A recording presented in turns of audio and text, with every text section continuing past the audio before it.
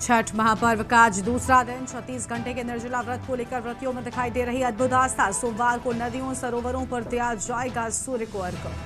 5 नवंबर को देहरादून में जुटेंगे प्रवासी उत्तराखंडी। रजिस्ट्रेशन जारी। प्रवासियों से मिलेंगे सीएम पुष्कर सिंह धामी। स्वास्थ्य और शिक्षा पर फोकस। सीएम पुष्कर सिंह धामी ने किया ग्रामीण बैंक का धन्यवाद। 35 लाख से अधिक का सहयोग। आपदा प्रभावितों के पुनर्निर्माण में मिलेगी बड़ी मदद। रुद्रप्रयाग हादसे के अब तक 9 में से 7 शव बरामद। मालवे में मिली 5 और मजदूरों की लाशें। एक पैर भी बरामद हुआ। पैरा खिलाड़ी नीरजा गोयल ने रचा इतिहास। व्हीलचेयर पर बैठकर 109 मीटर से मारी जंप। ऋषिकेश के व्हीलचेयर पर बैठकर की बंजी जंपिंग। देहरादून में अल्ट्रा मैराथन को लेकर कैलाश यात्रियों के लिए परमिट बंद। धावकों को सुरक्षित और शांत वातावरण देने के लिए उठाया गया कदम। देश भर से 1000 धावक लेंगे हिस्सा। आप देख रहे हैं की न्यूज, खबरों का सारथी।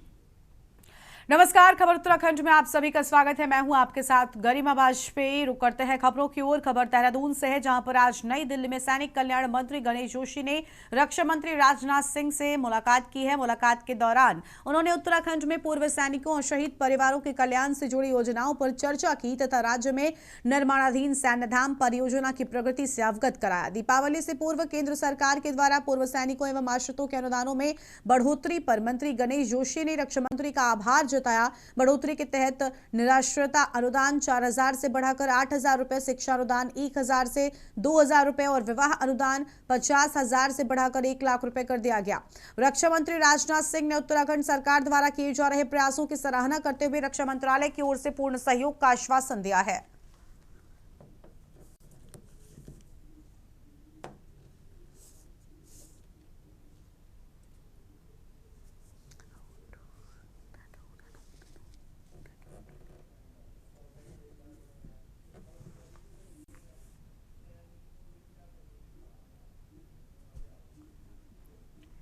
खबर है देहरादून से, जहां पर उत्तराखंड में 2 नवंबर को आदि कैलाश क्षेत्र में आयोजित होने जा रहे हाई एल्टीट्यूड अल्ट्रा मैराथन के चलते प्रशासन ने आदि कैलाश जाने वाले पर्यटकों के लिए परमिट जारी करना फिलहाल बंद कर दिया है। ये कदम धावकों को सुरक्षित और शांत वातावरण मुहैया कराने के लिए उठाया गया।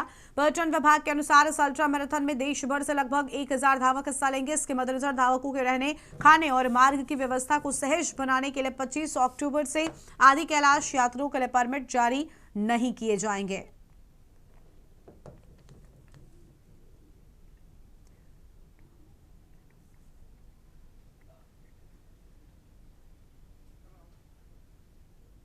परमिट हमने उन लोगों के लिए बंद किए हैं जो जितने प्रतिभागी हैं और उनके रिश्तेदार हैं उनसे अलग लोग, क्योंकि वहाँ पे लिमिटेड संख्या में होम स्टेज वहाँ पे उपलब्ध हैं। तो इसलिए उस चीज़ को कि कहीं केओस ना हो। पहली बार देखिए कोई भी गवर्नमेंट पूरे इंडिया में पहली बार इस अल्ट्रा मैराथन को ऑर्गेनाइज कर रहा है, तो उत्तराखंड ये पहला स्टेट है। और वैसे भी 25 सालों में चूँकि हमारी रजत जयंती समारोह भी हम लोग इसको सेलिब्रेट करने जा रहे हैं। खबर है देहरादून से, जहां पर राज्य स्थापना के रजत जयंती वर्ष में प्रवासी उत्तराखंडी को दून विश्वविद्यालय में जुटाने जा रहे हैं। मौका है दूसरे प्रवासी उत्तराखंडी सम्मेलन के आयोजन का और इस 1 दिवसीय सम्मेलन में उत्तराखंड की 25 वर्षों की यात्रा पर प्रवासी उत्तराखंडी अपने नजरिए को सामने रखेंगे। साथ ही ये सुझाव भी देंगे कि उत्तराखंड को भविष्य में और बेहतर बनाने के लिए क्या किया जा सकता है। अभी तक विभिन्न राज्यों के 200 प्रवासियों ने अपना पंजीकरण करा लिया है। मुख्यमंत्री धामी के निर्देश पर प्रदेश में प्रवासी उत्तराखंडी सम्मेलन के आयोजन का सिलसिला शुरू हुआ है। साल 2024 से पहला प्रवासी उत्तराखंडी सम्मेलन आयोजित किया गया, जिसमें 17 राज्यों के 200 प्रतिभागियों ने हिस्सा लिया और इस बार सम्मेलन में भाग लेने वालों की संख्या बढ़ना तय माना जा रहा है।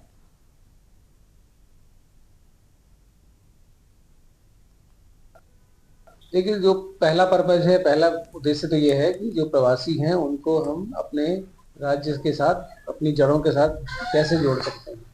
तो ये पिछले सम्मेलन के बाद में इसमें काफ़ी सफलता मिली है और प्रवासी जो हैं अब अपने राज्य से जुड़ रहे हैं। उसके अलावा एक मुख्यमंत्री जी की पहल थी कि अडॉप्ट ए विलेज वाला जो प्रोग्राम था, उसमें भी काफ़ी प्रवासियों ने आगे आके भाग लिया है और उस मुहिम में जुड़े हैं। उससे क्या होगा, उनकी जो विशेषज्ञता है, उनकी एक्सपर्टीज है, उनका अनुभव है, उसका लाभ उनके गांव को या आसपास के जो जगह हैं उनको मिलेगा। और इससे हमारे कई क्षेत्रों में, जैसे कृषि में है, पर्यटन में है, और कई नई टेक्नोलॉजीज हैं जो दूसरी जगह यूज कर रहे हैं वो लोग, उनका भी लाभ उत्तराखंड को मिलेगा। खबर है उत्तराखंड से, जहां पर उत्तराखंड सरकार के द्वारा सड़कों को गड्ढा मुक्त करने का अभियान युद्ध स्तर पर जारी है। लोक निर्माण विभाग के सचिव पंकज कुमार पांडे के अनुसार प्रदेश के मुख्य मार्गों को गड्ढा मुक्त करने का काम 98% लगभग पूरा हो चुका है और बचा हुआ कार्य भी अगले 1-2 दिन में पूरा कर लिया जाएगा। यह अभियान विशेष रूप से मानसून के दौरान क्षतिग्रस्त हुई सड़कों की मरम्मत पर केंद्रित है, ताकि आमजन को आवागमन में असुविधा न हो। उत्तरकाशी में बीआरओ और हरिद्वार जिले में राष्ट्रीय राजमार्ग के कुछ हिस्सों का कार्य शेष है, जिन्हें शीघ्र पूरा करने के निर्देश दिए गए हैं।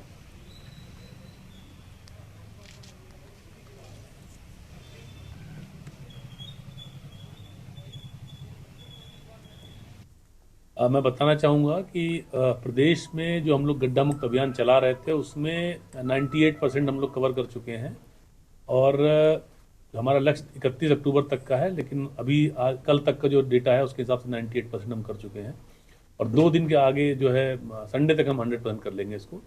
बीआरओ का थोड़ा काम पीछे चल रहा है और एनएचएआई का कुछ पोर्शन बचा हुआ है अभी।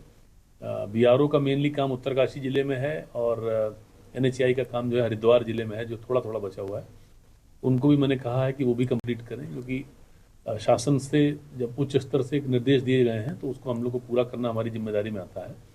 एनएच में थोड़ा सा पोर्शन बचा हुआ है, उनको भी टारगेट दिया गया है कि 2 दिन के अंदर कंप्लीट कर लें उसको, जो पीडब्ल्यूडी के पास जो एनएच वाला पोर्शन है।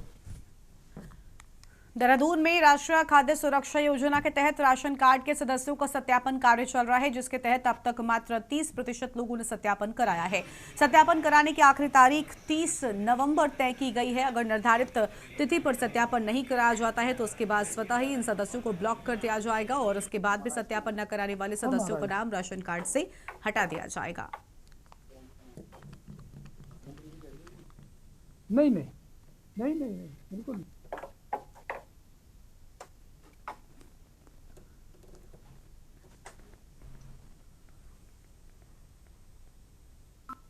4 वर्ष पूर्व हमने जो है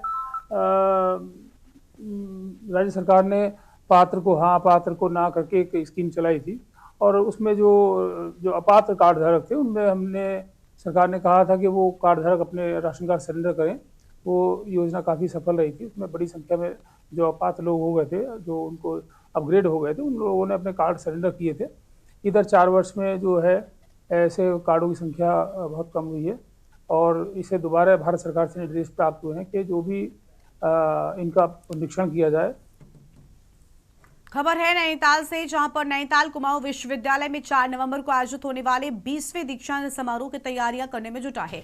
इस बार विश्वविद्यालय छात्र छात्राओं को स्नातक और स्नातकोत्तर पीएचडी की उपाधि प्रदान करेगा। कुमाऊं विश्वविद्यालय के कुलपति प्रोफेसर टीएस रावत ने बताया कि कार्यक्रम में उत्तराखंड के राज्यपाल व कुलाधिपति गुरमीत सिंह मौजूद रहेंगे।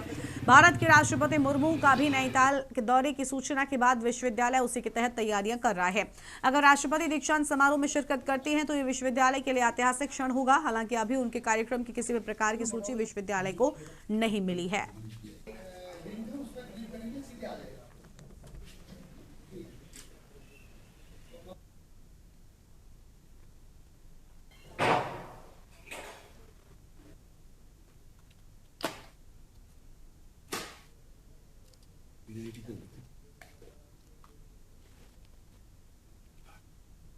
चार तारीख को हम अपना 20वां दीक्षांत समारोह करेंगे कुमाऊं यूनिवर्सिटी का। एंड उसमें अभी डीएसबी कैंपस में पूरी तैयारी चल रही है। जिस तरीके से हमको हॉल को प्रिपेयर करना है, रोड थोड़ी सी ख़राब है वहाँ पर, तो उसकी सब तैयारी चल रही है अभी। यहाँ पर अभी इन राइटिंग में कोई ऐसी इंफॉर्मेशन कंफर्मेशन नहीं आई है, बट हाँ ये बताया गया था हमको कि राष्ट्रपति महोदया शायद इसमें प्रतिभाग कर सकती हैं। तो जो हमारी तैयारी है उसी लेवल की तैयारी है कि हम यही मान के चल रहे हैं कि अगर वो आएंगी तो उस तरह की तैयारी हम रखें, तो उसी हिसाब से हम तैयारी कर रहे हैं। बट एज ऑफ टुडे हमारे पास ऐसी कोई कंफर्मेशन अभी आई नहीं है। खबर है चमोली से, जहां पर बद्रीनाथ माड़ा में 2 दिवसीय देवभूमि सांस्कृतिक महोत्सव का आयोजन lieutenant general DG Mishra, GOC उत्तर भारत और ऋषि प्रसाद सती उपाध्यक्ष बीकेटीसी ने दीप प्रज्वलित करके किया। देवभूमि सांस्कृतिक महोत्सव कार्यक्रम के अंतर्गत गढ़वाल की समृद्ध परंपराओं का प्रदर्शन महोत्सव में विभिन्न स्टॉल के माध्यम से किया गया है।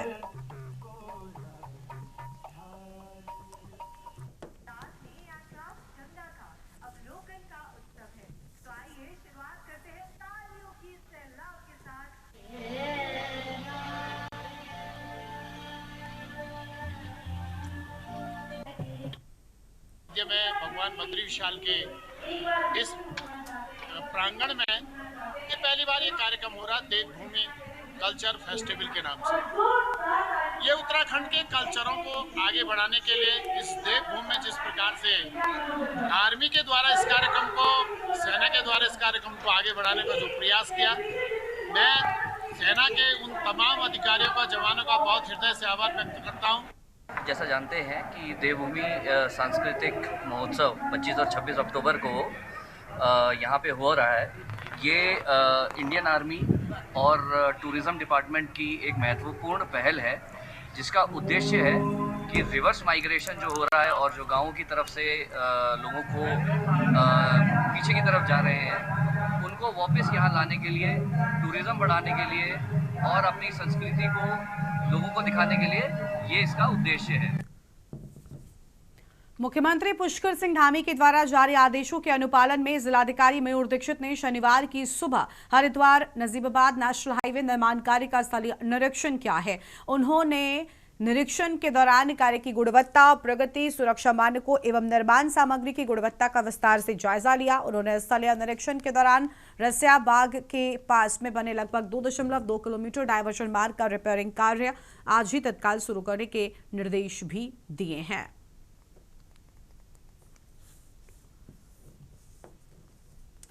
प्रातः में जो नजीबाबाद हमारा एनएच बन रहा है, उसमें एनएचएआई के पीडी और अन्य अधिकारियों के साथ निरीक्षण किया गया।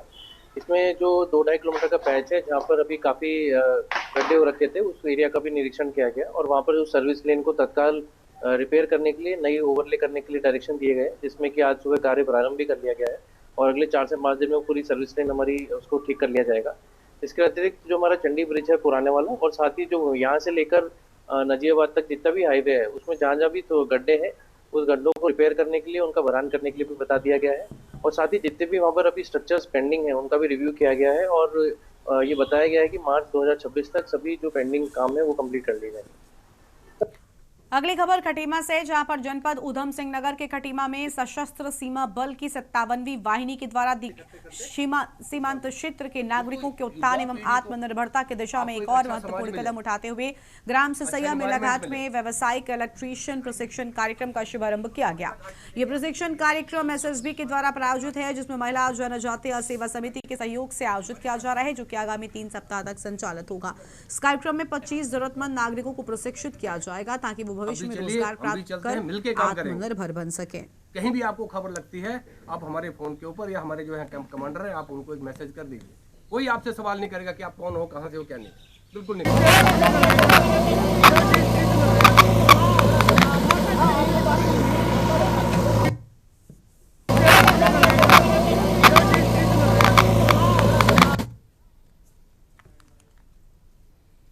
अगली खबर हरिद्वार से, भगवानपुर तहसील क्षेत्र में अवैध अतिक्रमण पर प्रशासन ने बड़ी कार्रवाई की है।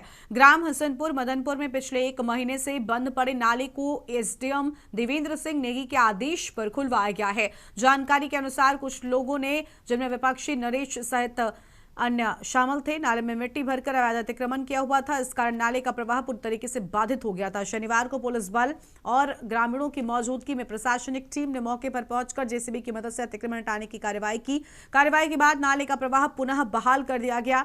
एसडीएम ने स्पष्ट किया कि क्षेत्र में किसी भी प्रकार का अवैध अतिक्रमण बर्दाश्त नहीं किया जाएगा।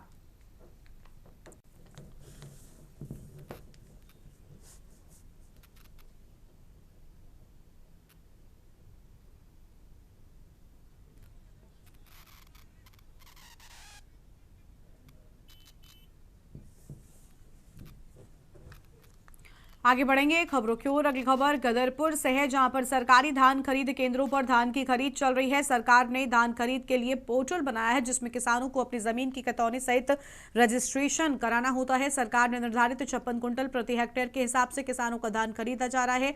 क्षेत्र के छोटे छोटे किसानों ने धान खरीद को लेकर भेदभाव का आरोप लगाया। बताया कि बड़े बड़े किसानों का धान खरीदा जा रहा है, लेकिन छोटे छोटे किसानों की धान की खरीद नहीं हो पा रही है। महिला किसान अनिता गुप्ता ने बताया कि इस साल उन्होंने 26 धान की फसल लगाई थी, जो अब सरकार खरीद नहीं रही है। उन्होंने सरकार पर किसानों की अनदेखी करने का आरोप लगाया और धान खरीद प्रभारी ने बताया कि इस बार सरकार ने 4500 क्विंटल धान खरीद का लक्ष्य रखा है, जिसके साथ एक समय पर 3535 क्विंटल धान की खरीद अब तक कर ली गई है और 26 क्विंटल धान की खरीद सरकार ने नहीं की है।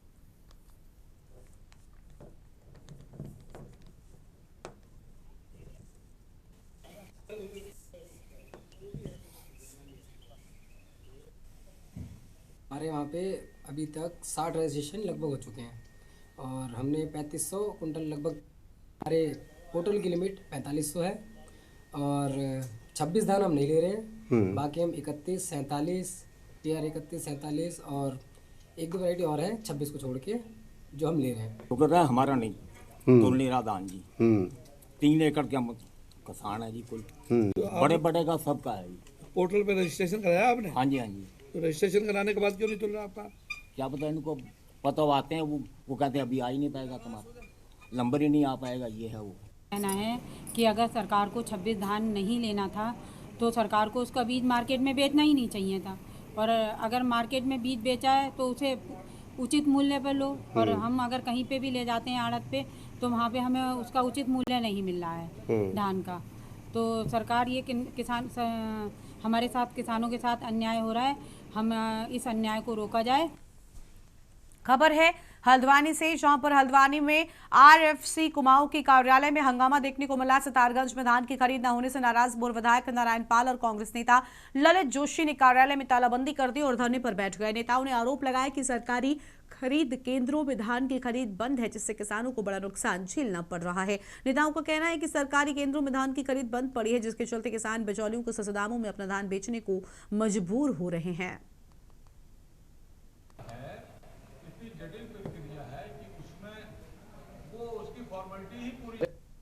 आपको बताना चाहूँगा कि जो भी परचेजिंग हो रही है अकॉर्डिंग पॉलिसी हम परचेज कर रहे हैं, और जो हमारा भारत सरकार से जो टारगेट फिक्स है लगभग 65,58,000 क्विंटल के, और उसी टारगेट को हमने अपने 280 जो परचेज सेंटर है वहाँ डिवाइड किया हुआ, तो उन्हीं सेंटर में परचेजिंग का कार्य चल रहा है। आज इस बार जो दिक्कत इसलिए हो रही है कि हमारे पास सेंटर में अराइवल बहुत है, धान के अराइवल बहुत ज़्यादा है। उसका कारण ये है कि जो MSP है और मार्केट रेट है। सिर्फ एक किसान जो कि बेसिक रूट है, इस देश की रीढ़ है किसान, ये तो अकेले उसका एक मामला आपको दिख रहा है। उत्तराखंड के तो समाज के हर पहलू टूट फूट के खत्म हो चुके। हर विभाग का हाल ये है कि हर जगह भ्रष्टाचार इतना हावी है, आम जनता, किसान, छात्र, पर्चे लीक होना, ये ऐसा हो चुका है कि अराजक प्रदेश टाइप का ये बन चुका है। ट्राली खड़ी है वहाँ, 300 ट्राली खड़ी हैं और हजारों की संख्या में किसान वहाँ घूम रहे हैं। 4-5 दिन से उनका धान ही नहीं उतर रहा है तो बहुत ही आंशिक। तो ये इस तरीके से जो माहौल है, तो इन्हें देखना चाहिए, खाद्य मंत्री को देखना चाहिए, RFC को देखना चाहिए, खाद्य सचिव को देखना चाहिए। तो ये देख नहीं रहे हैं, किसान परेशान हो रहा है। धर्मनगरी हरिद्वार की पौष कॉलोनी शिवालिक नगर इलाके में गुरुवार को उस समय अफरा तफरी मच गई जब एक दुर्लभ प्रजाति की जंगली बिल्ली स्थानीय रूप से स्वीट कैट जंगल से भटक कर रिहायशी इलाके में पहुंच गई। अचानक एक जंगली जानवर को बीच कॉलोनी में देखकर लोगों में दहशत का माहौल देखने को मिला है। मिली जानकारी के अनुसार शिवालिक नगर इलाके के निवासियों ने जब इस जंगली बिल्ली को घूमते देखा तो तुरंत ही समझदारी का परिचय देते हुए इसकी सूचना वन विभाग को दी गई है और प्रसिद्ध स्नेक मैन भोला और वन विभाग की एक टीम तत्काल मौके पर पहुंची और रेस्क्यू अभियान शुरू किया गया है।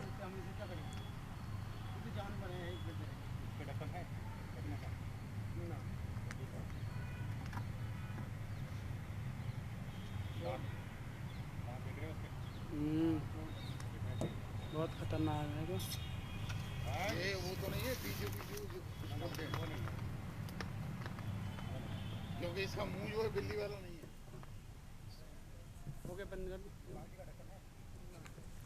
आगे बढ़ेंगे खबरों की ओर। नैनीताल के जिलाधिकारी ने भीमताल विकास भवन में जिला योजना की बैठक में भाग लिया और इस मौके पर भीमताल में प्रधान संगठन के द्वारा उनका स्वागत किया गया। वहीं अधिकारियों के साथ बैठक में उन्होंने जिले में हो रहे विकास कार्यों की समीक्षा की। कहा कि मुख्यमंत्री के दिशा निर्देशों में पीडब्ल्यूडी व एनएच द्वारा सड़कों को गड्ढा मुक्त किया जा रहा है। इसके साथ ही सिंचाई विभाग के द्वारा गुलों में पानी की समस्या के जल निदान की बात भी कही है। किसानों के समय पर फसल के लिए पानी मिल सके। जिलाधिकारी ने सरकार द्वारा चलाई जा रही योजनाओं को जमीनी स्तर पर जल्द से जल्द पूरा करने के निर्देश भी दे दिए हैं। आज यहाँ विकास भवन में सारे जो लाइन डिपार्टमेंट्स हैं, जो वर्किंग एजेंसीज हैं, उनका रिव्यू लिया गया है। सबसे पहले मुख्यमंत्री जी की प्राथमिकता पे एक काम था कि मानसून काल के बाद जो सड़कें क्षतिग्रस्त हुई उनका पैच वर्क का काम, तो उसमें आज जो वर्किंग एजेंसीज हैं, पीडब्ल्यूडी, एनएच, इन लोगों का है कि काम अभी अधूरा है, क्वालिटेटिव पैचवर्क करवाएं और समय से करवाएं। इन लोगों की निरंतर निगरानी के लिए हम अपने मैजिस्ट्रेट्स लगा रहे हैं। खबर है बागेश्वर से। बागेश्वर कुमाऊं की पहाड़ियों में बसा जिला जो उत्तराखंड के सपनों को नई ऊंचाइयों देने की तैयारी में है। उत्तराखंड राज्य की 25वीं वर्षगांठ का और बागेश्वर प्रशासन ने इस मौके को पर्व की तरह मनाने की पूरी रूपरेखा तैयार कर ली है। राज्य स्थापना दिवस के मौके पर सप्ताह भर चलने वाले इस कार्यक्रम की शुरुआत होगी और काफलीगैर में स्थित कृषि विज्ञान भवन से, जहां ये उत्सव गरुड़ और कपकोट की वादियों से होता हुआ 9 नवंबर को पहुंचेगा बागेश्वर के ऐतिहासिक नुमाइश मैदान में, जहां एक भव्य समापन समारोह का आयोजन किया जाएगा। जिलाधिकारी आकांक्षा कुंडे ने प्रेस वार्ता में बताया कि ये सिर्फ सरकारी आयोजन नहीं बल्कि पूरे जिले का उत्सव है। बागेश्वर जिले में 9 नवंबर को जो हमारा राज्य स्थापना दिवस है उसकी 25वीं वर्षगांठ के अवसर पे बागेश्वर जिले में हम लोगों ने पूरे 7 दिन की जो कार्यक्रम है उसकी रूपरेखा तैयार कर ली है। जैसे ये जो कार्यक्रम है ये 3 नवंबर से शुरू किया जाएगा, जिसमें पहले दिन ही हम लोग कृषि विज्ञान केंद्र जो हम लोग काफलीगढ़ में है वहाँ पे कृषि महोत्सव का आयोजन कर रहे हैं, जिसमें जो हमारे कृषक हैं उनकी गोष्ठी है, चेक वितरण है, कृषि यंत्र वितरण है और अन्य तरीके के सभी जो कार्यक्रम है उसका आयोजन किया जाएगा। उसके बाद 4 नवंबर को हम लोग हिमालयन टूरिज्म फेस्ट जो है। खबर विकासनगर से, जहां पर वन विभाग की टीम को बड़ी कामयाबी मिली है। वन विभाग की टीम ने बड़ी मात्रा में तस्करी की जा रही लाखों रुपए कीमत वाली खैर की बेशकीमती प्रतिबंधित लकड़ी बरामद की है। दरअसल मुखबिर की सूचना पर वन विभाग की टीम ने धर्मावाला कुल्हाल क्षेत्र में घेराबंदी कर एक सेंट्रो कार को रोककर तलाशी ली, जिसमें कार से तस्करी कर ले जाई जा रही बेशकीमती प्रतिबंधित खैर लकड़ी बरामद हुई है। जबकि बड़ी मात्रा में लकड़ी की तस्करी कर रहे तस्कर कार और एक मोटरसाइकिल मौके पर छोड़कर फरार होने में कामयाब हो गए, जिसके चलते अब वन विभाग की टीम ने फरार तस्करों की तलाश भी शुरू कर दी है और पकड़े गए वाहन को सीज कर दिया है। खास से हमको सूचना प्राप्त थी कि जो है रात को एक कार के द्वारा जो है खैर की लकड़ी जो है हिमाचल प्रदेश जाएगी, तो हमारी टीम कुल्हाल और धौलान विभाग की टीम बधाई के पात्र है। उन्होंने तत्परता पर जो है इस गाड़ी को पकड़ा और लोग जो ये चालक था वो जो है मौके पर गाड़ी छोड़कर भाग गया, लेकिन गाड़ी और एक बाइक हमने जब्त की है और जल्दी हम इस पे जो है आगे कार्रवाई करके कहाँ से ये आया है, किधर, ये सब जांच में जो है आ जाएगा। रुड़की के पिरान गलियर और आसपास के क्षेत्रों में बिजली चोरी करने वालों पर अब नकेल कसनी शुरू हो गई है। विद्युत विभाग और देहरादून से पहुंची विजिलेंस की संयुक्त टीम ने यहां पर ताबड़तोड़ छापेमारी कर तकरीबन 2 दर्जन उपभोक्ताओं पर कार्रवाई की। अचानक हुई इस कार्रवाई से चोरी करने वाले विद्युत उपभोक्ताओं में हड़कंप मच गया है। पिरान गलियर और महमूदपुर गाँव में बिजली चोरी की शिकायतों के बाद विजिलेंस और नगर विद्युत निगम की टीम ने बड़ी कार्रवाई की है।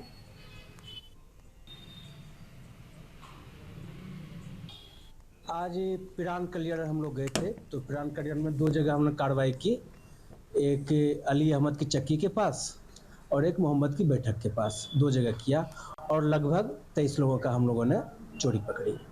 सर क्या FIR जरूर करवाई जाएगी? हाँ, अभियान और जोर शोर से जारी रहेगा इसका अभियान। हाँ, कटिया डालकर भी है, कहीं पे जिनका मीटर कट चुका है राजस्व पर उन डायरेक्ट डाल रखा है, कहीं बाईपास है, हर तरह की चोरियां हैं। इस बुलेटिन में इतना ही। आप देखते रहिए न्यूज़ इंडिया। नमस्कार।